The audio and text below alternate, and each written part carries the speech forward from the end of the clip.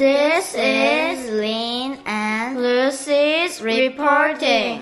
I firmly believe that DIY projects are not beneficial for people because they usually don't go as planned, waste your time, and do not protect your money or the environment. DIY projects come with many challenges. Firstly, people who undertake this project are usually not experts in the craft.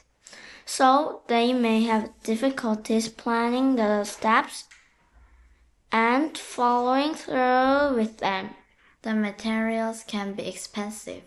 Also, you may waste too many materials, costing you more money and polluting the environment.